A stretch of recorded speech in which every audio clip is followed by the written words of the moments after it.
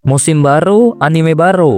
Kali ini gue pengen bawain alur dari satu anime romance yang lumayan unik ya. Jadi genre-nya ini romance, komedi, supernatural. Judulnya Witch Watch dan kalian bisa nonton anime ini di Beastation. Seperti biasa, link ada di deskripsi. Langsung aja ke alurnya. Nico pamitan sama Morihito untuk berlatih jadi penyihir dan berjanji akan ketemu sama Morihito lagi.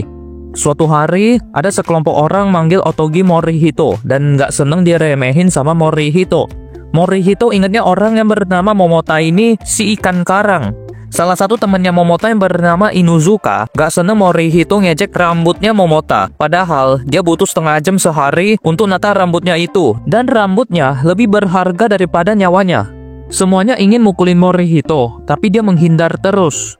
Morihito beralasan ke ayahnya kalau dia sengaja ngalah, karena kalau serius, mereka bisa bonyok. Waktu makan, ayahnya nanya apakah Morihito masih ingat Nico, dan dia ingatnya Nico si penyihir. Saat itu, Nico pamit untuk latihan sihir di Tanah Suci Penyihir. Dan karena latihannya udah selesai, dia mau balik ke sini dan menjadikan Morihito sebagai roh pendampingnya.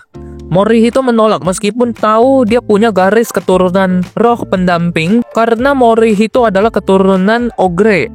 Ayahnya menjelaskan kalau kontrak lama masih berlaku dan harus dipatuhi. Karena ayahnya Morihito mau dinas di luar negeri dalam waktu yang lama dan ibunya Nico juga masih di Tanah Suci Penyihir, jadinya Nico dan Morihito akan tinggal serumah. Nico pulang naik sapu sihirnya. Morihito keingat waktu dia pertama kali kenal sama Nico dan penasaran, Nico kayak gimana sekarang? Gak lama Nico masuk dengan mecahin kaca jendelanya karena kehilangan kendali dan keseimbangan. Sebelum Nico bisa ngomong, Morihito mau beresin pecahan kacanya dulu. Morihito juga nggak ngizinin Nico mungut pecahan kacanya dan minta Nico untuk duduk makan cookies buatannya. Nico merasa Morihito masih baik dan lebih ganteng daripada yang dia bayangkan. Nico yakin akan ada banyak hal terjadi karena mereka seatap dan yakin Morihito lagi mikirin hal-hal erotis karena melihat Nico sebagai lawan jenis. Nico minta maaf karena ibunya yang ngusulin pengawalan dan tinggal bersama. Nico juga menawarkan untuk memperbaiki jendelanya dengan sihir, tapi dia perlu medium berupa barang yang disukai. Morihito ngasih gelas antiknya dan Nico memulai sihirnya. Jendelanya beres, gelasnya pecah. Morihito baru paham maksudnya adalah tumbal. Nico mau pamer sihir lagi dan pengen gepengin barang jadi setipis kertas. Karena Morihito nggak mau ngasih barang untuk dicoba, dia mencobanya ke dirinya sendiri. Waktu udah gepeng, dia mau balikin ke semula, tapi malah ke bawah angin. Akhirnya, dia masuk ke celah sempit dan tangannya Morihito juga nggak muat. Momota nanya Morihito ngapain di rumahnya. Morihito pun minjem penyedot debu, tapi Momota nggak ngasih dan nantang Morihito mukulin dia. Seketika Morihito keinget dulu dia bikin Momota cedera dan jadinya dia selalu diam aja tiap dipukulin sama Momota. Ayahnya menyarankan Morihito untuk latihan Qigong Ogre supaya dia bisa mengendalikan kekuatannya dan Morihito bersedia. Morihito bersiap-siap untuk mukul tapi bukan mau mukulin Momota, melainkan hancurin tembok dan ngambil Nico. Efek sihirnya habis dan Momota ingat sama Nico ini, tapi Nico ingatnya si ikan karang.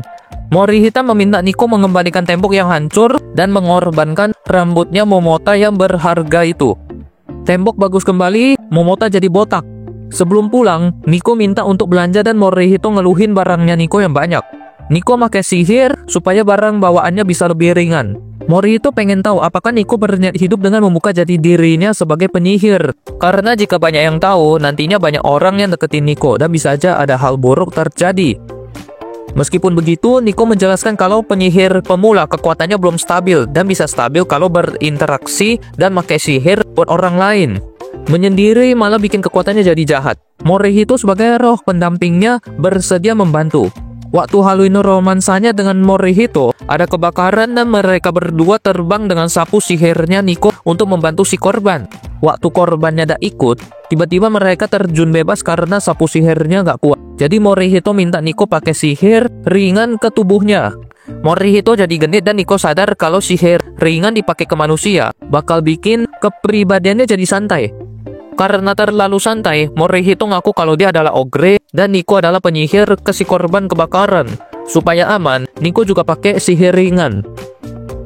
Nico keingat belanjaan mereka dan malah berpose untuk pergi. Pulangnya mereka ngeluhin belanjanya berat banget dan itu adalah efek samping penggunaan sihirnya. Gak lama Morihito merasa badannya jadi sangat berat. Diikuti Nico yang merasakan hal serupa. Malamnya Nico bilang mereka akan memulai hidup bersama, tapi Morihito meminta Nico tidur di kamarnya sendiri. Nico yakin Morihito rajin berlatih untuk mengendalikan kekuatan ogre-nya. Tapi Morihito keinget kata-kata ayahnya kalau ibunya Nico yang seorang penyihir dan peramal ini meramalkan Nico bakal kena bencana dalam 1 tahun ini. Untuk mencegahnya, perlu pengawalan dari roh pendamping. Nico yang memperhatikan Morihito merasa suka dengannya. Ya, kurang lebih gitu aja alur Witch Watch dari gua. Mohon maaf apabila ada kesalahan dalam alur. Terima kasih sudah menonton sampai habis dan sampai jumpa di video berikutnya.